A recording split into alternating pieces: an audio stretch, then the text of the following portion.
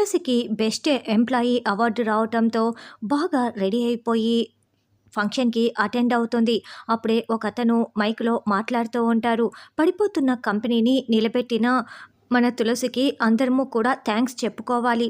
తులసి గారు come to the dais అని చెప్పటంతో అందరూ క్లాప్స్ కొడుతూ ఉంటే తులసి చాలా సంతోషంగా డయాస్ ఎక్కి కుర్చీలో కూర్చొని ఉంటుంది.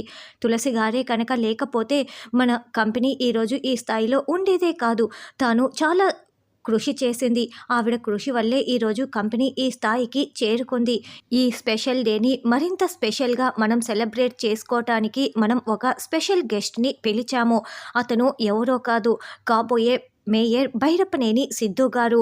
కమ్ టు ద డయాస్ అని పిలవటంతో ఇక సిద్ధు కూడా వచ్చి తులసి పక్కనే ఉన్న కుర్చీలో కూర్చుంటూ ఉంటాడు.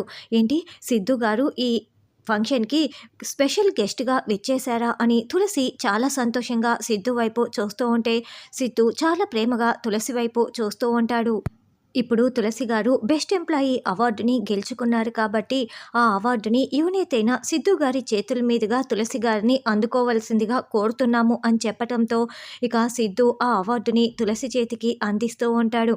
కంగ్రాట్స్ అని సిద్ధు చెప్తూ ఉంటే, థ్యాంక్స్ అంటూ సిద్ధుకి తులసి థ్యాంక్స్ చెప్తూ ఉంటుంది. ఇప్పుడు అవార్డు తీసుకున్న తులసి గారు కొన్ని ఇన్స్పిరేషన్ మాటలు చెప్పవలసిందిగా కోరుతున్నాము అని పిలుస్తూ ఉంటారు.